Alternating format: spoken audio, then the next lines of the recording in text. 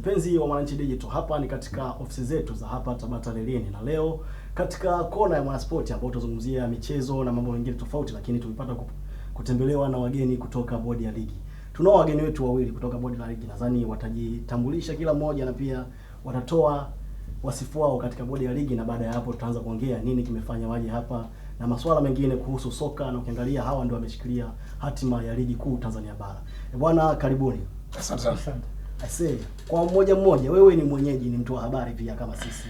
Tunafahamu tunakutana kwenye field mbalimbali. Labda ungeitambulisha pia ukamtambulisha mwenyeji wako kwamba hapa ni Mwananchi na pia nini hasa kilichowavuta hadi kufika hapa Mwananchi. Sahihi kabisa. Mimi naitwa Karim Boivanda, afisa habari na mawasiliano wa bodi ya ligi kuu Tanzania. Na ndugu yangu hapa ni Jonathan Kasano ambaye ni meneja wa ligi ya bodi ya ligi kuu Tanzania. Tumekuja hapa kwa dhumuni moja tu kubwa ambalo ni kushare na wananchi juu ya maboresho yaliyofanywa kwenye uendeshaji wa ligi tukiutumia mchezo wa dabi ya Dar es Salaam, Simba Sports Club dhidi ya Young African Sports Club kama mfano, kama sehemu ambayo itakuwa rahisi zaidi kwa wapenzi wa mpira wa miguu kuona kile ambacho sisi tumekitambulisha kama maboresho katika uendeshaji wa ligi msimu huu. Yes, na hapa kesho tuna mechi ya Simba na Yanga. Najua ni moja ambayo njia zitasaidia kuonesha hayo maboresho yaliyotokea. Labda kwa ufupi zaidi, wewe kama meneja wa ligi, unaonaje mechi ya Simba na Yanga hapo kesho? Kama alivyotangulia kusema, kesho tuna mechi namba 64. Yes. Kwetu sisi ni mechi namba 64 kati ya mechi 240 za ligi kuu. Yes. Kati ya mechi 622 za ligi zote ambazo tunasimamia bodi ya ligi. Lakini kiuhalisia ni mechi kubwa, ni tukio kubwa katika ligi yetu kwa sababu linatoa alama ya ligi. Kwa hiyo na sisi kama bodi, kama waendeshaji, ni fursa kwetu kuonyesha au kuzungumza na Watanzania au kufanya demonstration ya maboresho ambayo tumekuwa tunayafanya katika kusimamia ligi yetu. Tumefanya maboresho katika maeneo mbalimbali. Ukianzia na usimamizi wa ligi yenyewe, ikiwa kama majukumu mama tunajua ya bodi ya ligi ni kusimamia na kuendesha ligi. Kwa hiyo tumeboresha katika usimamizi wa hiyo ligi. Tunapozungumza sasa hivi mechi zote tumekuwa tunaziona zinaenda smoothly, zinaandaliwa vizuri kwa sababu tumeboresha sana hayo maeneo. Tuna wasimamizi katika kila mchezo wa ligi kuu, ligi daraja la kwanza na ligi daraja la pili. Lakini tumetambulisha toka msimu wa mwaka jana watu wanaitwa match coordinator. Hawa ni event organizer, na mechi ni tukio linalotakiwa kupangwa, kuratibiwa na kusimamiwa ili liende likamilike, na ndio maana tumekuwa tunaenda vizuri. Kwa hiyo tumetoka kwenye ile mechi na kuwa tuna waamuzi na kamisa watu 4 kwenda kwenye tukio la mpira ambalo linasimamiwa na watu kati ya 8 mpaka 15. Yes. Tunapozungumza mechi ya kesho, wale match officials ni 15. Lakini nyuma yake kuna kamati ambayo inasimamia hiyo eneo tunaita secretariat, na watu zaidi ya 22. Kwa hiyo kuna watu zaidi ya 35 au 40 ambao wanashughulika na tukio la mechi ya kesho kuandaa. Kwa hiyo ni tukio kubwa, ndio naosema kwamba katika hayo ni maboresho ambayo tumeyafanya katika kusimamia matukio yetu, lakini pia tumefanya maboresho katika maeneo mengine. Tumeboresha utaratibu wetu wa kanuni. Nyie ni mashahidi, tumekuwa na maboresho kwenye kanuni zetu, lakini sio tu kanuni, hata ule ushirikishwaji mpana wa wadau mbalimbali kwenye hizo kanuni. Kama mnajua, tulikuwa tuna ile email yetu kwa ajili ya kukusanya maoni mbalimbali, na bado ipo na ipo active, na nichukue tu nafasi kuambia Watanzania wote wanapoona swala lolote la kanuni, njia rasmi ya kuwasiliana na bodi ya ligi ni kupitia maoni@ligikuu.co.tz. Hiyo ni email rasmi ya kukusanya maoni. Hii ni katika maboresho. Lakini pia tulikuwa tuna training mbalimbali tuziendesha kabla ya kuanza ligi. Waandishi wa habari mtakuwa mashahidi. Tulikuwa na training kwa ajili ya waandishi wa habari. Tulifanya kabla ya kuanza kwa ligi. Tulikuwa na mafunzo kwa ajili ya wasimamizi wa michezo. Tulifanya mafunzo na coordinator, tukafanya na match commissioner, tukafanya mafunzo na referees, tukafanya mafunzo na mameneja na CEO wa vilabu vyote vinavyoshiriki ligi zetu. Malengo hayo yote yalikuwa ni kuboresha utendaji na usimamizi wa ligi, na ndio maana unaona sasa hivi ligi inavyoenda kuna vitu vinakuwa ni historia sasa hivi. Kwa mfano tulikuwa tunacheza ligi zamani, alafu mechi inaisha unasikia bwana kuna mechi imechezwa mchezaji ana kadi 3 msimu wa mwaka jana, msimu wa mwaka huu na huko mbele tutajiki, lakini kuna maboresho yamefanyika katika eneo la utunzaji na utoaji wa takwimu, lakini katika usimamizi wa hizo mechi. Siku hizi timu kabla ya mechi zinakumbushwa kwamba mchezaji ana kadi 3 usimtumie, au hakiki kama una jambo lolote na concern yote mapema yanafanyika na hiyo database zipo. Kwa hiyo tumeboresha maeneo na tunatamani tuwashirikishe Watanzania wajue ni maeneo gani tumeboresha, lakini pia ni kwa sababu ligi ni ya kwetu na tunapenda kuendelea kuiboresha, na Watanzania tunaamini wakijua wataipa thamani kama inayopewa na watu wengine ambao wako nje. Yes, na maboresho yameonekana, maana kuna viwanja sasa hivi kama Dodoma wanacheza usiku, hiyo yote ipo ndani ya ligi. Lakini kuna kitu kimoja ambacho leo tuko kwenye mzunguko wa 8 kama si wa 9, lakini ndio kimepigiwa kelele sana. Issue ya waamuzi. Waamuzi wanaonekana kwamba kuna sehemu wanakuwa wanaamua maamuzi ambayo yanaleta kasi baina ya timu mbili zinazokuwa zinacheza uwanjani. Hiyo ikoje? Issue ya waamuzi na mitazamo tofauti. Kiukweli tuongee kama familia ya mpira. Referee kwa mujibu wa sheria za mpira, mchezo ili uitwe mpira uwe ni mpira wa miguu, mchezo lazima uamuliwe na mwamuzi. Na mwamuzi ana mifumo mbalimbali inayomsaidia. Anaweza sisi hapa tuna wale assistant referee ambao ni wasaidizi, lakini pia tuna mifumo duniani ambayo imekuwa inatumika katika kuboresha hilo eneo. Lakini pamoja na mifumo mingi na tunaangalia mpaka World Cup. Kilichoka hapa ni baadhi ya changamoto ambazo zinaweza kufanywa kazi na kwenda kuboreshwa. Labda mimi nitashare yale maboresho ambayo tumefanya katika eneo hilo. Siku hizi wale waamuzi unavyoona hivyo hata wanapoperform, of course haikosekani 1 2 3 za kuongea. Tunaona hata Ulaya wana mpaka VAR, lakini malalamiko hapo. World Cup malalamiko yanakuwa. Kwa hiyo hapo, lakini kuna jitihada kubwa zimefanyika katika maboresho ya waamuzi. Siku hizi waamuzi wetu wote kutokana na ligi anayochezesha wana program maalum za training. Wanasimamiwa, wana kozi zao. Sasa hivi tumefungwa, kuna kozi inaanza tarehe 11 mpaka tarehe 16 ya referees watakuwa wanafanya. Kwa hiyo kama mnafuatilia mnaweza mkaja pale, hata pale TFF zinafanyika na mikoani zinafanyika. Hizi kozi zinalenga kuboresha utendaji wa waamuzi, lakini pia wamekuwa na program za mazoezi ambazo zinaratibiwa na waamuzi wao. Kwa hiyo tumefanya kiwango kikubwa cha training. Hizi training zimekuwa ni nyingi, na ndio maana unaona katika mechi tunazocheza msimu mzima unaweza kukuta mechi moja inalalamikiwa, lakini pia kuna baadhi, labda tuongeze sasa upande mwingine wa pili, kuna malalamiko mengine ambayo hayastahili kuwepo kama malalamiko. Ni vile tu bahati mbaya hatuaminiani wa Tanzania. Kwa hiyo mtu ukimuona pale unahisi atakuwa amekosea, lakini kile mtu amefanya kitu chake professional hapo kwenye kuaminiana. Na bado kuna hiyo, labda mwamuzi amefanya jambo ambalo limekuwa ina mitazamo miwili tofauti. Kinachokuja kufuata, kuna zile barua tunaziona. Unaweza kuona barua mwamuzi kapelekwa sehemu fulani kwa ajili ya nini. Lakini wengi ambao kwenye kesi ya imani wanasema kuna muda zile barua au utekelezaji ama kufanyia kazi lile jambo ambalo limetokea leo huenda likachelewa au linachelewa baada ya hapo. Labda na hivi tupo kwenye hatua ya maboresho, licha kwamba maboresho yapo lakini yanaendelea kufanyika. Hilo nyie kama bodi ya ligi mmelichukuliaje? Unaongelea kuchelewa kwa utekelezaji wa tukio likitokea, bodi na utaratibu. Tuna kamati ya usimamizi na uendeshaji wa ligi. Tukumbuke bodi ni chombo cha vilabu, lakini vilabu vyote havisimamii ligi. Hapana, vyenyewe vimetengeneza vyombo ambavyo vinasimamia kwa niaba yake. Tupo sisi ofisini pale ambao ni secretariat, kuna management, lakini kuna kamati ya masaa 72, kuna kamati ya tuzo, zipo kamati mbalimbali zinazosaidia. Kwa kamati ya usimamizi na uendeshaji ina utaratibu wake wa kukutana. Zamani tulikuwa inakaa kikao kama baada ya wiki 2 kwa mwezi mara moja, lakini siku hizi almost kila wiki tunakutana.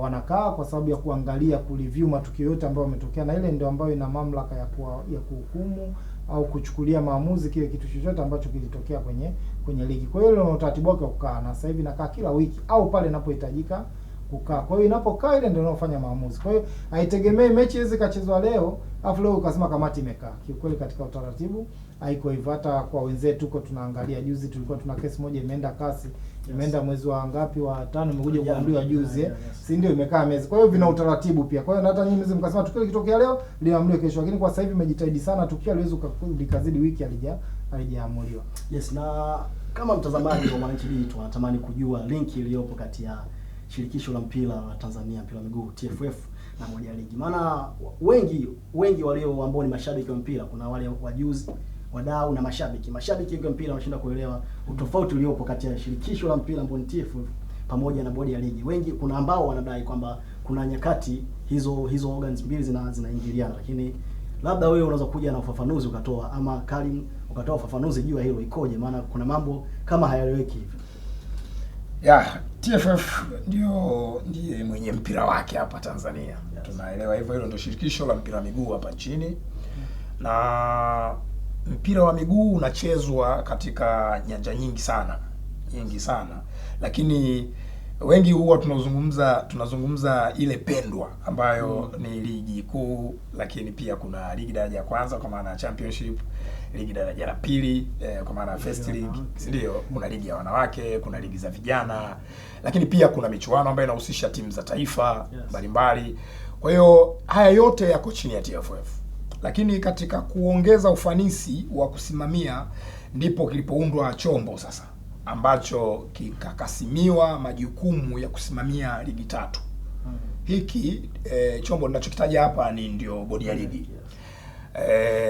Hiki ni chombo cha klabu hizi zinazoshiriki hizi ligi, lakini kimekasimiwa majukumu na nani?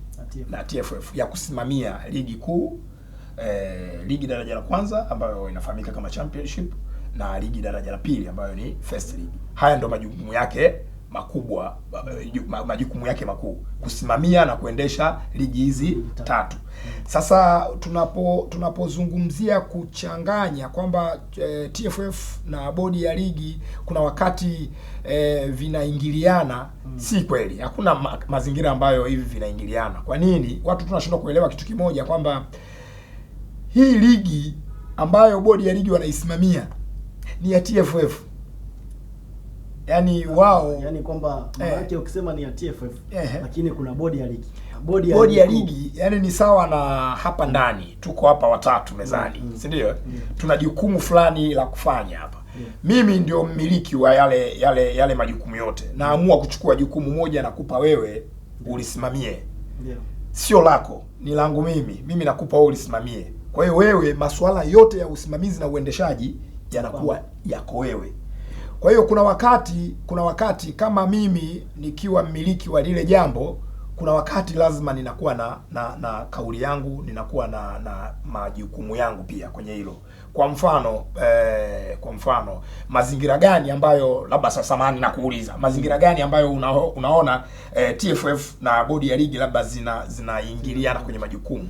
Hapo tunaongelea yapo mazingira mengi, lakini mfano kuna mazingira ya mikataba, mikataba ya udhamini. Yes. Nikujibu tu kwa kifupi. Swala la mikataba, bodi ya ligi sio taasisi huru inayojitegemea. Lakini iko tofauti na baadhi ya mashirikisho na bodi zingine unazoziona ulimwenguni. Yes, ndio hicho ninachokuambia, kwamba sasa hivi kinachoendelea ni kwamba bodi ya ligi ipo kwenye mchakato wa kusajiliwa kama taasisi inayojitegemea, taasisi huru. Itakapokamilika huo mchakato, kitakuwa ni chombo ambacho kinaweza kujisimamia kwenye masuala yake, ikiwemo kuingia mikataba. Na hiyo ndo shauku ya Watanzania wengi. Basi hilo jambo liko kwenye pipeline, ndio linaendelea.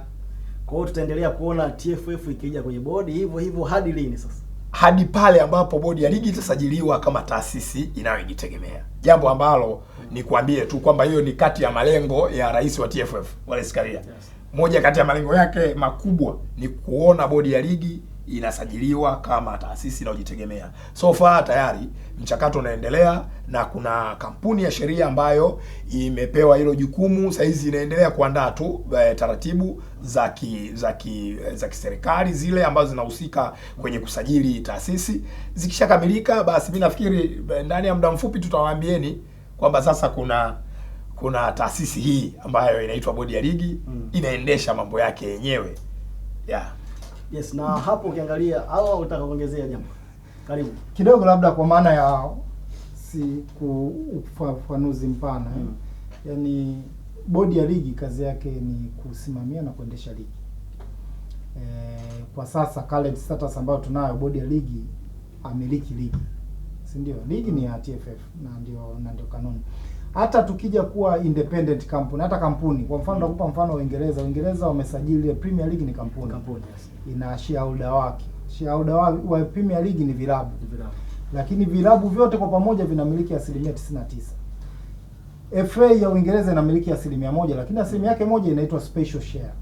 Katika mambo yoyote yanayohusiana na mpira, ile share moja ya FA inaweza kuamua against ile 99%. Kwa hiyo kwa maana ya mpira, kama mpira bado unabakia kwa FA. Kwa hiyo hata sisi kwa maana tu ule maka watu wengi wanasubiria, wanasema labda kesho ikisajiliwa kampuni ndio itakuwa labda inaweza ikaamua ikavunja ligi, ikafanyaje. Hapana, kuna vitu vya msingi la bado vitaamuliwa na mwenye mpira. Ndio utaratibu kote duniani. Hata ukienda La Liga ni kampuni, lakini FA ya Spain bado overall interest za mpira zinabakia kwa mwenye mpira. Kwa hiyo hata sisi hapa ukiongelea kazi yetu ya msingi ya usimamizi na uendeshaji, bodi ya ligi ni 100% independent na inasimamiwa na vilabu. Tunapanga ratiba, tunasimamia michezo, tunafanya kila kitu kama independent. Lakini napokuja kwenye baadhi ya vitu ambavyo vina interest za mpira, bado mwenye mpira anabaki kwa yeye ndio mwenye final duniani kote. Na kwa mantikio ni kwamba bodi ya ligi ndio baba wa vilabu vyote. Yaani tunaweza kusema hivyo, ndio wanasimamia vilabu vyote vinavyoshiriki ligi kuu Tanzania bara, Championship na First League. Si ndio hivyo?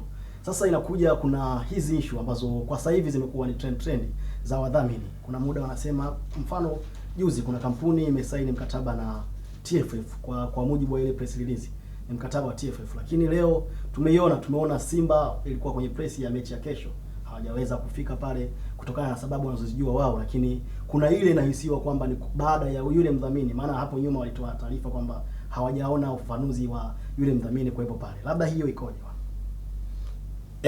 Kwanza nikwambie kitu kimoja kwamba mengi haya yanazungumzwa kwa sababu kuna mchezo mkubwa hapa kesho kutwa. Kesho sio kesho kutwa. Kuna mchezo mkubwa kesho. Haya yote yanatajwa hapa kwa sababu huu mchezo ni mkubwa. Huu mchezo ni mkubwa sana kiasi kwamba inawezekana sisi wa Tanzania tunavyouchukua ni tofauti na wanavyouchukua wenzetu. Wenzetu wanachukua kitu fulani cha kipekee sana. Si ndio Na ndio maana tumepokea waandishi wengi kutoka nje ya Tanzania waliokuja kwa ajili ya kuripoti huu mchezo. Si ndio? Tunapouelekea kwa mfano sasa hivi yakiwa yamebakia masaa ambayo ni kama 20 na ngapi tu hivi kuelekea kuanza kwa huo mchezo, mimi ningeomba tungeweka nguvu nyingi zaidi katika yale yanayohusu huu mchezo kuliko kuzungumza mambo ambayo hayahusiani sana na huu mchezo. Kilichotokea kwenye mkutano wa wanahabari ni jambo la kawaida. Hii sio mara ya kwanza Simba kushindwa kutokea kwenye mkutano wa wanahabari. Kwa hiyo sisi kwa upande wa bodi ya ligi, hilo ni tukio tu ambalo afisa habari analiripoti, si ndio baadaye litakuja kutolewa uamuzi kama matukio mengine tu ambayo yalitokea huko nyuma. Hapo labda maana kuna faini zimekuwa zinakuepo. Labda timu haijahudhuria mkutano na hivi na hivi. Either inaweza kuwa faini labda inaweza kuwa faini ya kiasi fulani au kutokana na tukio lilofanyika ikawa zaidi ya kiasi fulani. Labda hapo ikoje kwenye faini kwa timu ambayo haitokei kwenye press? Ni jambo la kanuni, unaweza kuelezea sana. Sitataja kiasi kwa sababu tulishoandikia pia na barua timu zote za kuwakumbusha. Tulianza huu utaratibu wa pre-match press conference umeanza rasmi msimu huu. Mwaka jana tulikuwa kama pilot study, baada ya kuona jambo lina manufaa, vilabu vyenyewe ndio vika-approve likaingia kwenye kanuni, na sasa limekuwa ni jambo la kanuni, na kanuni ziko very clear. Kwa timu isipoenda tulianza tukalegalega mwanzoni, kwa hiyo tukavikumbusha vilabu vyote kwamba hili jambo ni la kikanuni na lina adhabu zake za kikanuni. Kwa hiyo kama timu isiposhiriki na yenyewe inakuwa inajua, kwa sababu wanajua kanuni wanazo, tumewasomea, tumewafanyia semina, kwa hiyo wanajua. Kwa hiyo ni swala la kikanuni na litaamuliwa kikanuni kama vile itakavyokuwa. Yes, na kwa mantiki hiyo ni kwamba mnawasiliana kwa haraka zaidi na club za ligi kuu na hizo za Championship na First League. Sasa hapo kuna mikataba imesainiwa hapo kati. Japo umesema tusibezi huko, lakini ni vitu ambavyo mtazamaji wa Mwananchi Digital anatakiwa kuvijua. Kuna mkataba wa Azam tuliona, kuna mkataba wa NBC tumeona.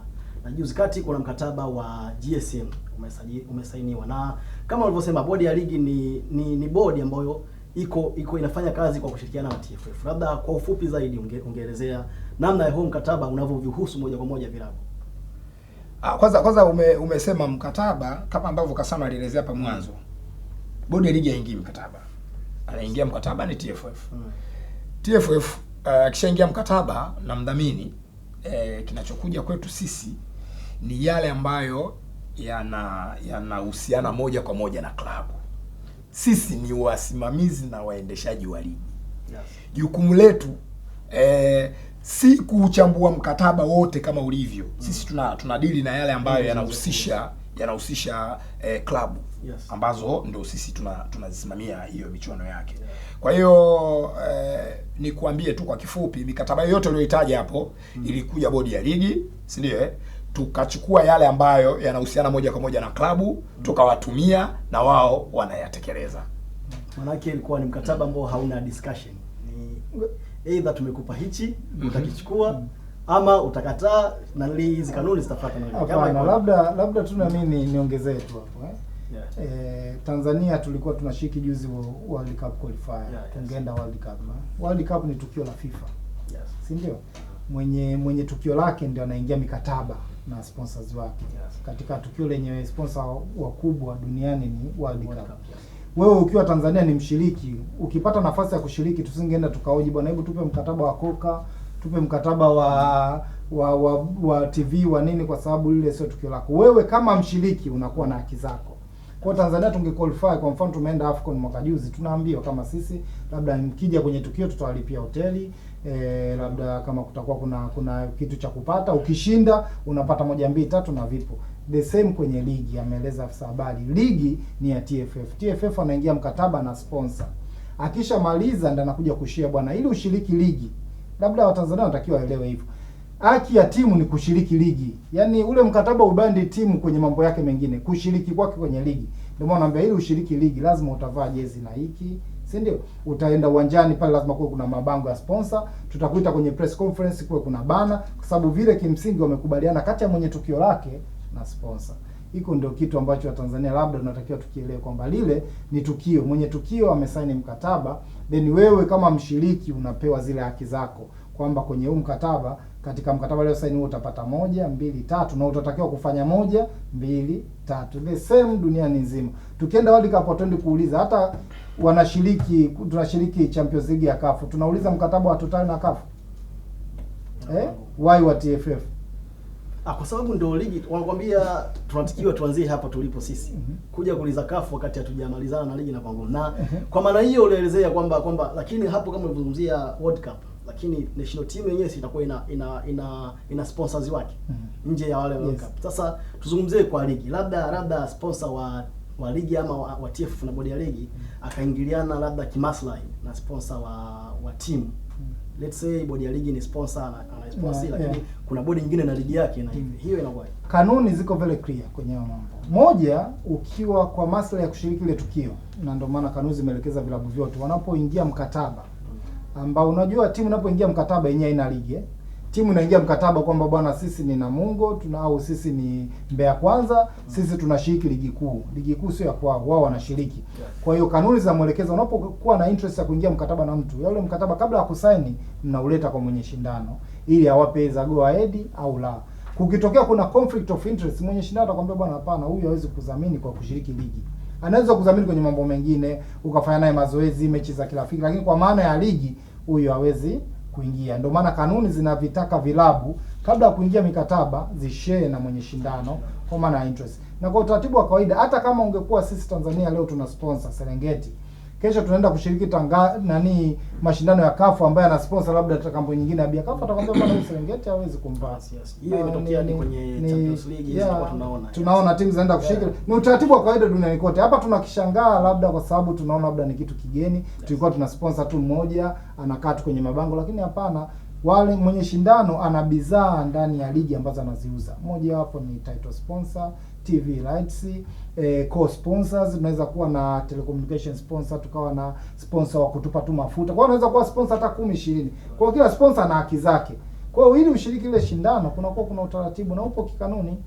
Yes, na tubaki hapo maana ni mada nzito kidogo. Ukiangalia timu zenyewe mnasema mpo kwenye mchakato wa kuongeza ubora wa ligi yetu ambao unahusisha timu. Na timu ukiangalia kama huo mkataba wa juzi ambao tunazungumzia wa dhidi ya TFF na GSM, mkataba ambao kwa mujibu wa watu wa Simba ama viongozi wa Simba wanasema kwamba hawakujuzwa unakuja kufanya kazi gani au unakuja kufanya nini.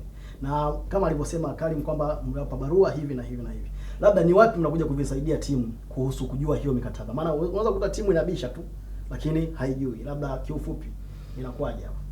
Labda nishirie hapo na ili pia stiki huko ambako ni tangu mwanzo nilisema kwamba usije kukatuondoa kwenye reli. Yes. Niseme kitu kimoja. Nimezungumza mara ya kwanza kwamba mkataba ukishasainiwa na TFF unakuja bodi ya ligi kwa sababu moja tu ya kwamba tushare na klabu yale ambayo yanawahusu, ikiwemo haki na wajibu. Haki za klabu zinazoshiriki hiyo ligi kwenye huo mkataba ni zipi, lakini wajibu wa klabu zinazoshiriki hiyo ligi kwenye huo mkataba ni zipi. Hilo jambo wala huwa hatusubiri. Mkataba ukishafika pale, tunakaa chini, tunaandaa haki na wajibu, tunatuma. Na hivyo vitu kwenye mikataba yote uliyoitaja tumefanya. Bwana, shukrani. Asante sana. Naam, mpenzi wa Mwananchi Digital, leo nadhani ndio tumemaliza na tumeishia mwisho baada ya kukutana na viongozi wa bodi ya ligi. Nilikuwa na ofisa habari wa bodi ya ligi anaitwa Karim Boimanda. Pia nilikuwa na Mr. Kasano ambao ni manager wa ligi. Asante, mpaka wakati mwingine.